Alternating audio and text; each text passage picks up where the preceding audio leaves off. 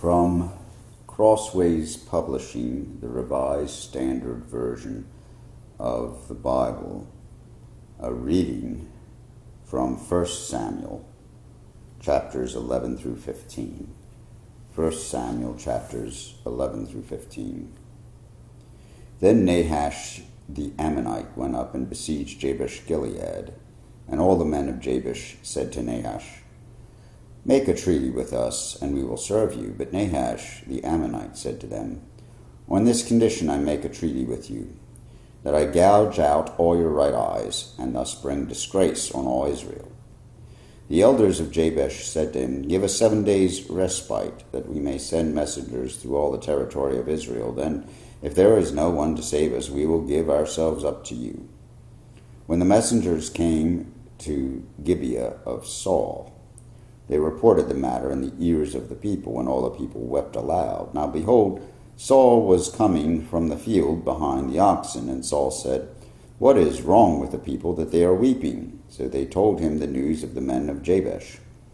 And the Spirit of God rushed upon Saul when he heard these words, and his anger was greatly kindled. He took a yoke of oxen and cut them in pieces, and sent them throughout all the territory of Israel by the hand of the messenger, saying, "Whoever does not come out after Saul and Samuel, so shall it be done to his oxen." Then the dread of the Lord fell upon the people, and they came out as one man. When he mustered them at Bezek, the people of Israel were 300,000, and the men of Judah 30,000. And they said to the messengers who had come, "Thus shall you say to the men of Jabesh-Gilead, Tomorrow, by the time the sun is hot, you shall have salvation." When the messengers came and told the men of Jabesh, they were glad. Therefore the men of Jabesh said, "Tomorrow we will give ourselves up to you, and you may do to us whatever seems good to you." And the next day Samuel put the people in 3 companies, and they came into the midst of the camp in the morning watch, and struck down the Ammonites until the heat of the day. And those who survived were scattered, so that no 2 of them were left together. Then the people said to Samuel, "Who is it that said, 'Shall Saul reign over us?' Bring the men, that we may put them to death." But Saul said, "Not a man shall be put to death this day, for today the Lord has worked salvation in Israel." Then Samuel said to the people, "Come, let us go to Gilgal, and there renew the kingdom." So all the people went to Gilgal, and there they made Saul king before the Lord in Gilgal. There they sacrificed peace offerings before the Lord, and there Saul and all the men of Israel rejoiced greatly. And Samuel said to all Israel, "Behold, I have obeyed your voice in all that you have said to me, and have made a king over you. Now behold, the king walks before you, and I am old and gray, and behold, my sons are with you. I have walked before you from my youth until this day. Here I am, testify against me before the Lord, and before his anointed. Whose ox have I taken, or whose donkey have I taken? Or whom have I defrauded? Whom have I oppressed? Or from whose hand have I taken a bribe to blind my eyes with it? Testify against me, and I will restore it to you." They said, "You have not defrauded us, or oppressed us, or taken anything from any man's hand." And he said to them, "The Lord is witness against you, and his anointed is witness this day, that you have not found anything in my hand." And they said, "He is witness." And Samuel said to the people, "The Lord is witness, who appointed Moses and Aaron, and brought your fathers up out of the land of Egypt. Now therefore stand still, that I may plead with you before the Lord concerning all the righteous deeds of the Lord that he performed for you and for your fathers, when Jacob went into Israel, and the Egyptians oppressed them. Then your fathers cried out to the Lord, and the Lord sent Moses and Aaron, who brought your fathers out of Egypt, and made them dwell in this place. But they forgot the Lord their God, and he sold them into the hand of Sisera, commander of the army of Hazor, and into the hand of the Philistines, and into the hand of the king of Moab, and they fought against them. And they cried out to the Lord, and said, "We have sinned, because we have forsaken the Lord, and have served the Baals and the Ashtaroth.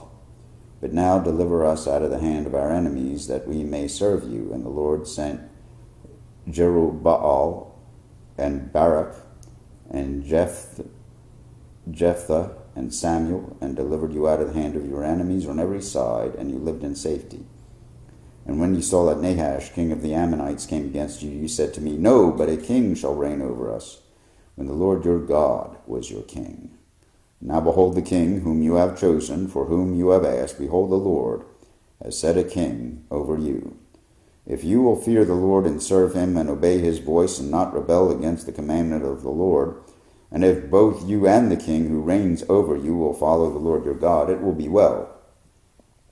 But if you will not obey the voice of the Lord, but rebel against the commandment of the Lord, then the hand of the Lord will be against you and your king. Now therefore stand still and see this great thing that the Lord will do before your eyes. Is it not wheat harvest today? I will call upon the Lord, that he may send thunder and rain, and you shall know and see that your wickedness is great, which you have done in the sight of the Lord, in asking for yourselves a king. So Samuel called upon the Lord, and the Lord sent thunder and rain that day, and all the people greatly feared the Lord and Samuel. And all the people said to Samuel, Pray for your servants to the Lord your God, that we may not die. For we have added to all our sins this evil, to ask for ourselves a king. And Samuel said to the people, Do not be afraid. You have done all this evil. Yet do not turn aside from following the Lord, but serve the Lord with all your heart. And do not turn aside after empty things that cannot profit or deliver, for they are empty. For the Lord will not forsake his people, for his great name's sake, because it has pleased the Lord to make you a people for himself. Moreover, as for me, far be it from me that I should sin against the Lord by ceasing to pray for you, and I will instruct you in the good and the right way. Only fear the Lord and serve him faithfully with all your heart, for consider what great things he has done for you. But if you still do wickedly, you shall be swept away, both you and your king. Saul lived for 1 year, and then became king. And when he had reigned for 2 years over Israel, Saul chose 3,000 men of Israel. 2,000 were with Saul in Michmash and the hill country of Bethel, and 1,000 were with Jonathan in Gibeah of Benjamin. The rest of the people he sent home, every man to his tent. Jonathan defeated the garrison of the Philistines that was at Geba, and the Philistines heard of it. And Saul blew the trumpet throughout all the land, saying, Let the Hebrews hear. And all Israel heard it, said that Saul had defeated the garrison of the Philistines, and also that Israel had become a stench to the Philistines, and the people were called out to join Saul at Gilgal. And the Philistines mustered to fight with Israel 30,000 chariots and 6,000 horsemen, and troops like the sand on the seashore in multitude. They came up and encamped at Michmash, to the east of Beth-aven. When the men of Israel saw that they were in trouble, for the people were hard pressed, the people hid themselves in caves and holes and in rocks and in tombs and in cisterns.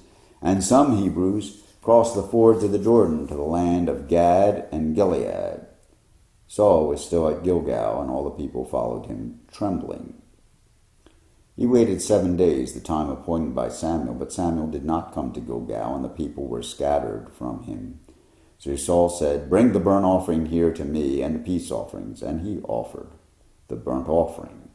As soon as he had finished offering the burnt offering, behold, Samuel came, and Saul went out to meet him and greet him. Samuel said, What have you done? And Saul said, When I saw that the people were scattering from me, and that you did not come within the days appointed, and that the Philistines had mustered at Michmash, I said, Now the Philistines will come down against me at Gilgal, and I have not sought the favor of the Lord. So I forced myself and offered the burnt offering. And Samuel said to Saul, You have done foolishly. You have not kept the command of the Lord your God, with which he commanded you, for then the Lord would have established your kingdom over Israel forever. But now your kingdom shall not continue.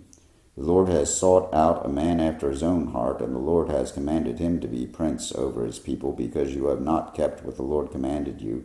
And Samuel arose and went up from Gilgal. The rest of the people went up after Saul to meet the army. They went up from Gilgal to Gibeah of Benjamin. And Saul numbered the people who were present with him, about 600 men. And Saul and Jonathan his son, and the people who were present with them, stayed in Gibeah of Benjamin. But the Philistines encamped at Michmash. And raiders came out of the camp of the Philistines in 3 companies. 1 company turned toward Ophrah, to the land of Shual. Another company turned toward Beth Horon. And another company turned toward the border that looks down on the valley of Zeboim, toward the wilderness. Now there was no blacksmith to be found throughout all the land of Israel, for the Philistines said, "Lest the Hebrews make themselves swords or spears," but every one of the Israelites went down to the Philistines to sharpen his plowshare, his mattock, his axe, or his sickle. And the charge was 2/3 of a shekel for the plowshares and for the mattocks, and 1/3 of a shekel for sharpening the axes and for setting the goads. So on the day of the battle there was neither sword nor spear found in the hand of any of the people with Saul or Jonathan, but Saul and Jonathan his son had them.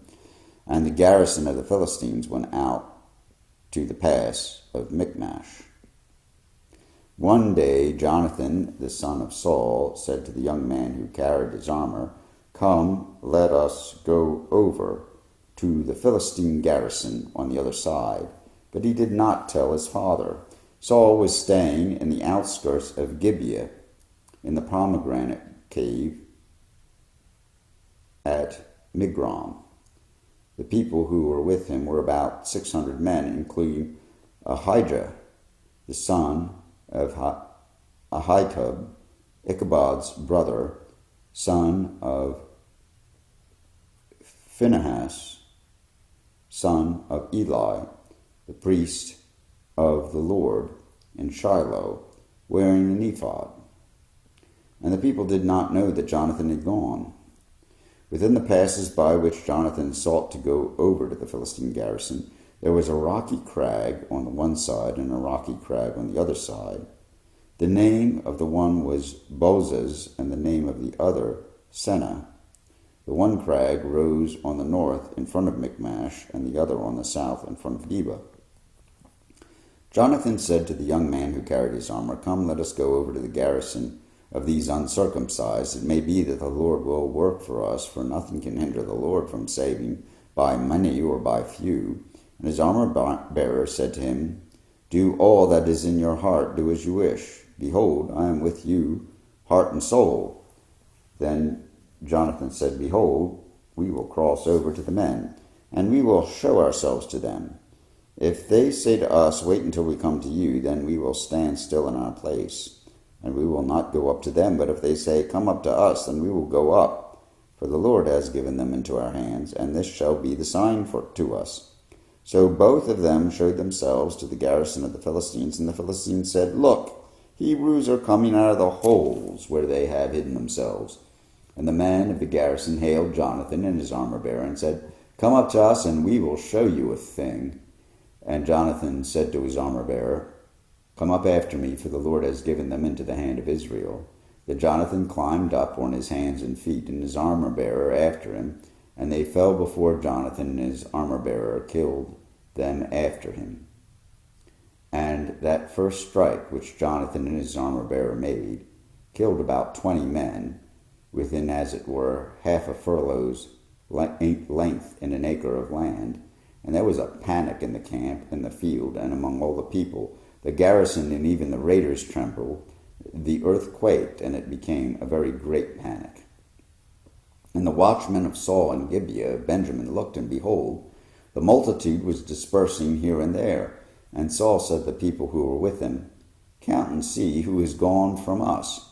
And when they had counted, behold, Jonathan and his armor-bearer were not there. So Saul said to Ahijah, "Bring the ark of God here," for the ark of God went at that time with the people of Israel. Now, while Saul was talking to the priest, the tumult of the camp of the Philistines increased more and more. So Saul said to the priest, "Withdraw your hand." Then Saul said to all the people who were with him, rallied and went into the battle. And behold, every Philistine sword was against his fellow, and there was very great confusion. Now the Hebrews who had been with the Philistines before that time, who had gone up with them into the camp, even they also turned to be with the Israelites who were with Saul and Jonathan. Likewise, when all the men of Israel who had hidden themselves in the hill country of Ephraim heard that the Philistines were fleeing, they too followed hard after them in the battle. So the Lord saved Israel that day, and the battle passed beyond Beth-aven. And the men of Israel had been hard pressed that day, so Saul had laid an oath on the people, saying, Cursed be the man who eats food until it is evening, and I am avenged on my enemies. So none of the people had tasted food. Now when all the people came to the forest, behold, there was honey on the ground. And when the people entered the forest, behold, the honey was dropping, but no one put his hand to his mouth, for the people feared the oath. But Jonathan had not heard his father charge the people with the oath, so he put out the tip of his staff that was in his hand, and dipped it in the honeycomb, and put his hand to his mouth, and his eyes became bright. Then one of the people said, Your father strictly charged the people with an oath, saying, Cursed be the man who eats food this day. And the people were faint. Then Jonathan said, My father has troubled the land. See how my eyes have become bright because they tasted a little of this honey. How much better if the people had eaten freely today of the spoil of their enemies that they found, for now the defeat among the Philistines has not been great. They struck down the Philistines that day from Michmash to Aijalon, and the people were very faint. The people pounced on the spoil and took sheep and oxen and calves and slaughtered them on the ground, and the people ate them with the blood. Then they told Saul, Behold, the people are sinning against the Lord by eating with the blood. And he said, You have dealt treacherously. Roll a great stone to me here. And Saul said, Disperse yourselves among the people, and say to them, Let every man bring his ox or sheep, and slaughter them here, and eat, and do not sin against the Lord by eating with the blood. So every one of the people brought his ox with him that night, and they slaughtered them there. And Saul built an altar to the Lord, and it was the first altar that he built to the Lord. Then Saul said, Let us go down, pardon me. Then Saul said, Let us go down after the Philistines by night, and plunder them until the morning light. And let us not leave a man of them. And they said, Do whatever seems good to you. But the priest said, Let us draw near to God. And Saul inquired of God, Shall I go down after the Philistines? Will you give them into the hand of Israel? But he did not answer him that day. And Saul said, Come here, all you leaders of the people, and know and see how this sin has arisen today. For the Lord, as the Lord lives, who saves Israel, though it be Jonathan my son, he shall surely die. But there was not a man among all the people who answered him. Then he said to Israel, You shall be on one side, and I and Jonathan my son will be on the other side. And the people said to Saul, Do what seems good to you. Therefore Saul said, O Lord God of Israel, why have you not answered your servant this day? If this guilt is in me or in Jonathan my son, O Lord, God of Israel, give him Urim. But if this guilt is on your people Israel, give Tumim.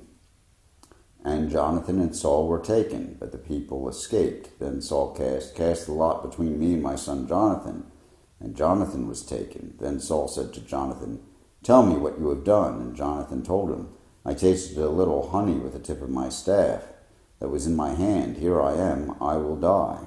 And Saul said, God do so to me and more also. You shall surely die, Jonathan. Then the people said to Saul, Shall Jonathan die, who has worked this great salvation in Israel? Far from it. As the Lord lives, there shall not one hair of his head fall to the ground, for he has worked with God this day. So the people ransomed Jonathan, so that he did not die. Then Saul went up from pursuing the Philistines, and the Philistines went to their own place. When Saul had taken the kingship over Israel, he fought against all his enemies on every side, against Moab, against the Ammonites, against Edom, against the kings of Zobah, and against the Philistines. Wherever he turned, he routed them. And he did valiantly and struck the Amalekites, and delivered Israel out of the hands of those who plundered them. Now the sons of Saul were Jonathan, Ishvi, and Malchishua. The names of his two daughters were these. The names of the firstborn was Merab, and the name of the younger, Michal. And the name of Saul's wife was Ahinoam, the daughter of Ahimaaz, and the name of the commander of his army was Abner, the son of Ner, Saul's uncle. Kish was the father of Saul, and Ner, the father of Abner, was the son of Abiel. There was hard fighting against the Philistines all the days of Saul, and when Saul saw any strong man or any valiant man, he attached him to himself. And Samuel said to Saul, "The Lord sent me to anoint you king over his people Israel. Now therefore listen to the words of the Lord. Thus says the Lord of hosts, I have noted what Amalek did to Israel in opposing them on the way when they came up out of Egypt. Now go and strike Amalek, and devote to destruction all that they have. Do not spare them, but kill both man and woman, child and infant, ox and sheep, camel and donkey." So Samuel summoned the people and numbered them in Telaim, 200,000 men on foot, and 10,000 men of Judah. And Saul came to the city of Amalek, and lay in wait in the valley. Then Saul said to the Kenites, Go down from among the Amalekites, lest I destroy you with them. For you showed kindness to all the people of Israel when they came up out of Egypt. So the Kenites departed from the Amalekites. And Saul defeated the Amalekites from Havilah as far as Shur, which is east of Egypt. And he took Agag, the king of the Amalekites, alive, and devoted to destruction all the people with the edge of the sword. But Saul and the people spared Agag, and the best of the sheep, and of the oxen, and of the fatted calves, and the lambs, and all that was good, and would not utterly destroy them. All that was despised and worthless they devoted to destruction. The word of the Lord came to Samuel. I regret that I have made Saul king, for he has turned back from following me, and has not performed my commandments. And Samuel was angry, and he cried to the Lord all night. And Samuel rose early to meet Saul in the morning, and it was told Samuel, Saul came to Carmel, and behold, he set up a monument for himself, and turned and passed on and went down to Gilgal. And Samuel came to Saul, and Saul said to him, Blessed be you to the Lord. I have performed the commandment of the Lord. And Samuel said, What then is this bleating of sheep in my ears, and the lowing of oxen that I hear? Saul said, They have brought them from the Amalekites, for the people spared the best of the sheep and of the oxen to sacrifice to the Lord your God, and the rest we have devoted to destruction. And Samuel said to Saul, Stop. I will tell you what the Lord said to me this night. And he said to him, Speak. And Samuel said, Though you are little in your own eyes, are you not the head of the tribes of Israel? The Lord anointed you king over Israel, and the Lord sent you on a mission and said, Go devote to destruction the sinners, the Amalekites, and fight against them until they are consumed. Why then did you not obey the voice of the Lord? Why did you pounce on the spoil and do what was evil in the sight of the Lord? And Saul said to Samuel, I have obeyed the voice of the Lord. I have gone on the mission on which the Lord sent me. I have brought Agag, the king of Amalek, and I have devoted the Amalekites to destruction. But the people took the spoil, sheep and oxen, the best of the things devoted to destruction, to sacrifice to the Lord your God in Gilgal. And Samuel said, Has the Lord his great delight in burnt offerings and sacrifices, as in obeying the voice of the Lord? Behold, to obey is better than sacrifice, and to listen than the fat of rams. For rebellion is as the sin of divination, and presumption is as iniquity and idolatry. Because you have rejected the word of the Lord, he has also rejected you from being king. Saul said to Samuel, I have sinned, for I have transgressed the commandment of the Lord and your words, because I feared the people and obeyed their voice. Now therefore, please pardon my sin and return with me, that I may bow before the Lord. And Samuel said to Saul, I will not return with you, for you have rejected the word of the Lord. and the Lord has rejected you from being king over Israel." As Samuel turned to go away, Saul seized the skirt of his robe, and it tore. And Samuel said to him, "The Lord has torn the kingdom of Israel from you this day, and has given it to a neighbor of yours, who is better than you. And also the glory of Israel will not lie or have regret, for he is not a man that he should have regret." Then he said, "I have sinned, yet honor me now before the elders of my people and before Israel, and return with me that I may bow before the Lord your God." So Samuel turned back after Saul, and Saul bowed before the Lord. Then Samuel said, "Bring here to me Agag, the king of the Amalekites." And Agag came to him cheerfully. Agag said, "Surely the bitterness of death is past." And Samuel said, "As your sword has made women childless, so shall your mother be childless among women." Samuel hacked Agag to pieces before the Lord in Gilgal. Then Samuel went to Ramah, and Saul went up to his house in Gibeah of Saul. And Samuel did not see Saul again until the day of his death. But Samuel grieved over Saul, and the Lord regretted that he had made Saul king over Israel. Here ends the reading of the book of 1 Samuel, chapters 11 through 15, in the English Standard Version of the Bible by Crossways Publishing.